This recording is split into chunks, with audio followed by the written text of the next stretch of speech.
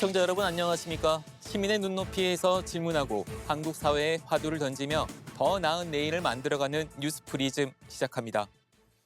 이번 주 뉴스프리즘이 주목한 이슈 함께 보시겠습니다.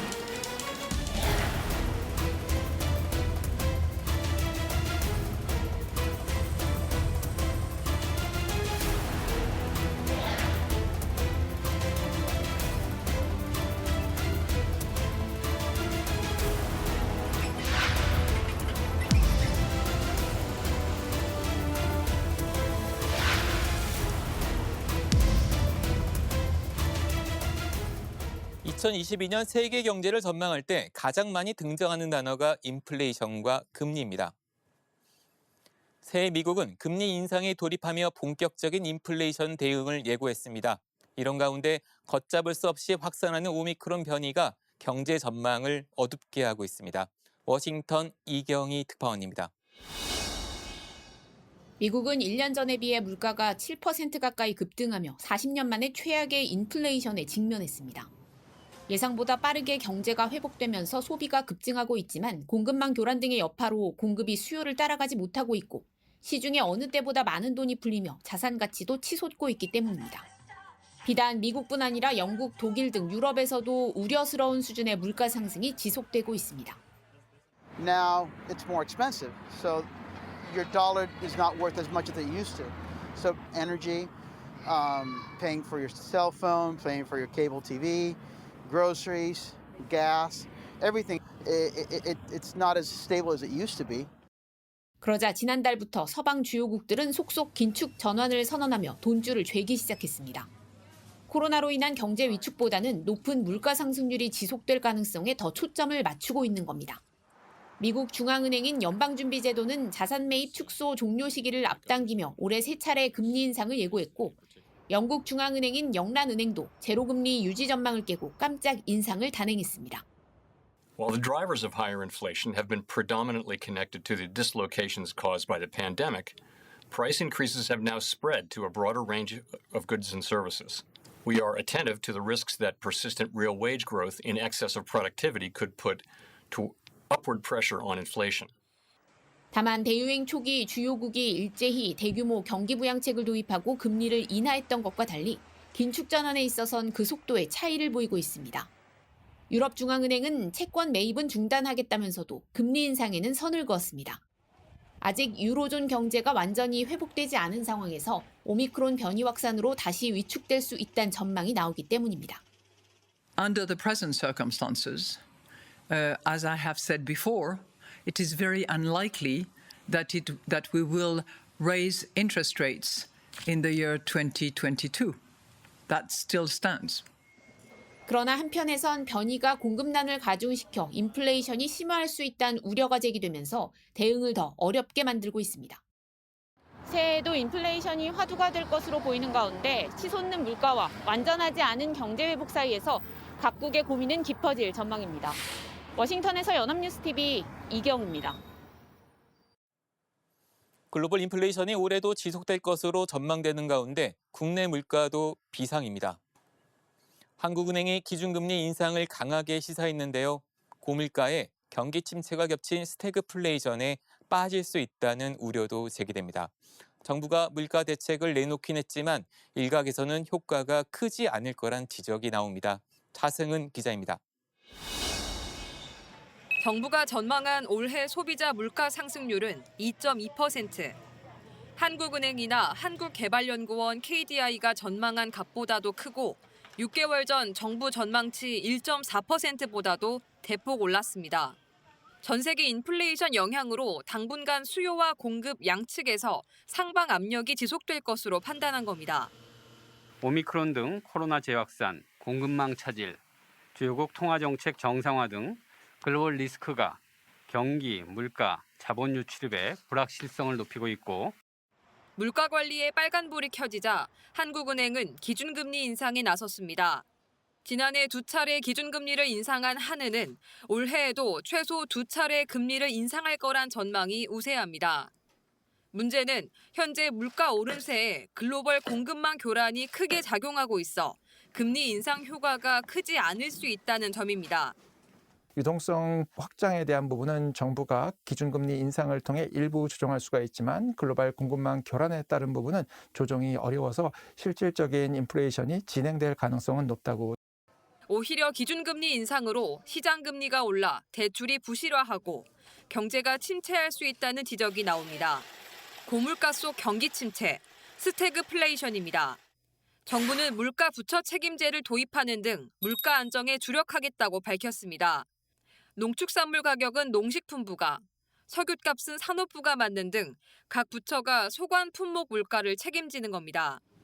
이와 함께 품목별로 세액이나 가격을 낮추거나 할인 쿠폰을 발행해 소비자들의 부담을 낮추기로 했습니다. 농축산물 할인 쿠폰을 내년에도 지속 지원하고 세제 금융 지원 등을 통해 원재료발 가격 상승 압력을 완화하겠습니다. 전문가들은 가격 통제가 일시적인 효과를 보일 수는 있겠지만 인플레이션의 원인이 공급에 있기 때문에 근본적인 해결책은 될 수 없다고 지적합니다. 유동성 확장 그리고 글로벌 공급망 교란에 따른 부분과 같은 근본적인 원인이 치유되지 않는 상황에서는 효과가 제한적일 수밖에 없고요. 정부는 1분기 공공요금을 동결하면서 4월 이후 전기요금과 가스요금 인상을 예고한 상태. 물가 관리와 전력, 가스 공기업의 재무 상황 모두를 고려한 고육지책으로 보입니다. 코로나19로 가뜩이나 힘든 상황에서 서민들은 가게 운영을 걱정해야 하고 새 정부는 물가 안정이라는 시험대에 오를 것으로 보입니다. 연합뉴스TV 차승은입니다. 리포트에서 보셨듯이 조금이라도 물가 오름폭을 줄여보고자 정부가 전기요금 등 공공요금을 내년 1분기에 동결했습니다. 그런데 결국 4월 이후에는 인상될 것이라 사실상 조삼모사나 같다는 지적이 나옵니다. 국민 부담을 고려했다는 게 정부의 설명이지만 대선을 의식했다는 비판도 야권에서 제기했습니다. 전기요금 인상분에는 기후변화 대응 재원이 반영되어야 한다는 점에서 기후변화 대응 속도를 늦출 수 있다는 지적도 나옵니다. 인상이 유예될수록 관련 공기업이 부담을 떠안을 수밖에 없어 결국엔 가격의 급격한 인상을 나올 수 있습니다. 앞에서 살펴본 인플레이션과 관련된 세계 거시경제와 국내 경제 상황이 문제인데 소비자 입장에선 결국 장바구니 물가가 문제입니다. 고용이 창출되고 임금이 오르면서 물가가 오르면 좋을 텐데 그렇지 않은 게 현실입니다. 지난 한 해 내내 고공행진을 이어온 밥상 물가에 서민들이 한숨은 깊었습니다. 식재료부터 외식 물가까지 오르지 않은 게 없으니 새해 가계부 펴기가 겁이 난다는 서민들이 늘고 있습니다. 코로나로 이중고를 호소하는 소상공인들을 돕고 싶어도 여의치 않습니다. 방준혁 기자입니다.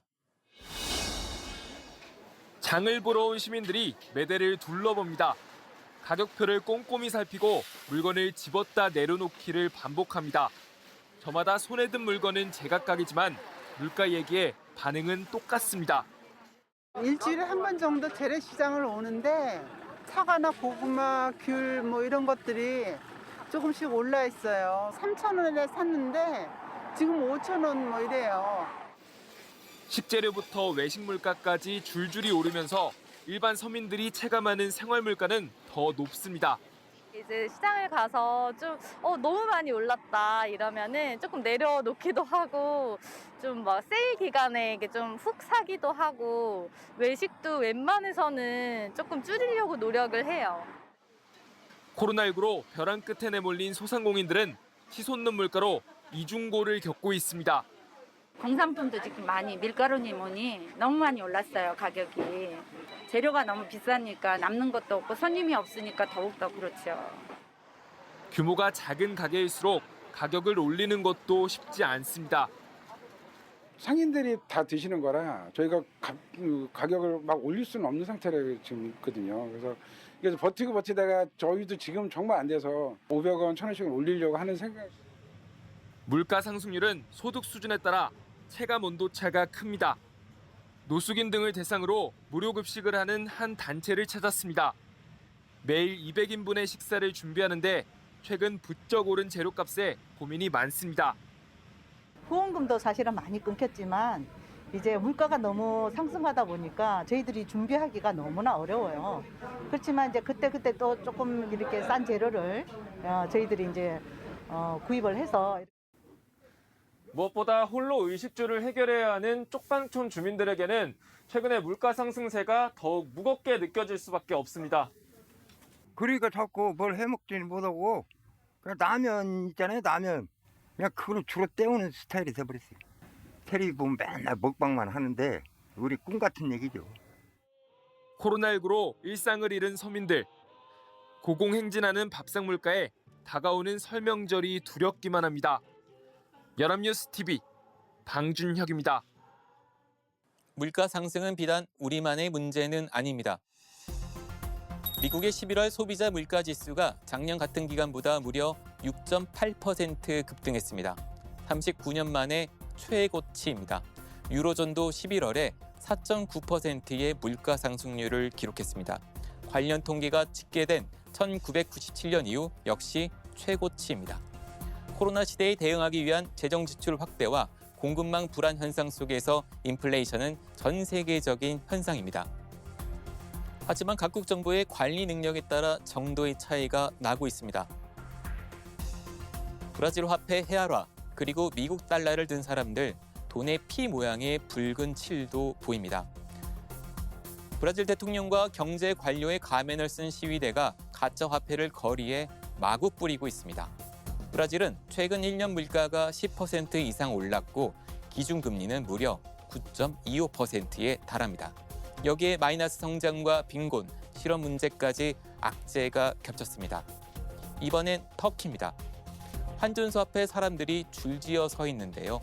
터키 리라화는 작년에 미국 달러와 대비 가치가 절반 이하로 폭락했습니다. 시민들은 폭락한 자국 화폐를 달러로 바꾸고 있습니다. 당연히 물가도 폭등했는데요. 정부는 20% 올랐다고 주장하지만 민간 연구소들은 50% 가까이 오른 것으로 추산하며 통계를 놓고도 다투는 형국입니다. 이에 20년 가까이 정권을 잡은 레제프 타이이프 에르도안 터키 대통령은 정치 인생 최대 위기에 직면했습니다. 특히 터키 정부는 가파른 인플레이션에도 금리를 인하하며 거꾸로 정책을 펼쳐 더욱 인플레이션을 자극했습니다. 파키스탄 상황도 참담합니다. 작년 물가 상승률이 9.2%에 달했습니다. 중국 주도의 1대1로 인프라 사업 참여로 부채가 급증하고 글로벌 원자재 가격 상승까지 겹치면서 70년 만에 최악의 인플레이션에 시달리고 있습니다. 급기야 국제통화기금으로부터 60억 달러의 구제 금융을 받게 됐습니다. 우리는 어떨까요? 서울 시민들이 뽑은 새해 가장 큰 경제 이슈는 생활 물가로 나타났습니다. 또한 각 경제 이슈가 내년에 얼마나 개선될 것으로 보이느냐라는 질문에 모든 이슈의 개선 전망 점수를 기준치보다 낮게 매겨 지금보다 나빠질 것으로 내다봤습니다. 정부는 이달 초에 설 민생 안전 대책을 발표할 예정입니다. 이번 대책에서 정부는 서민 생활 물가 안정을 최우선으로 할 것이라고 예고했습니다. 4주 후 맞이할 우리의 설날 장보기는 좀 나아질까요? 이번 주 뉴스 프리즘은 여기까지입니다. 시청해주신 여러분 고맙습니다.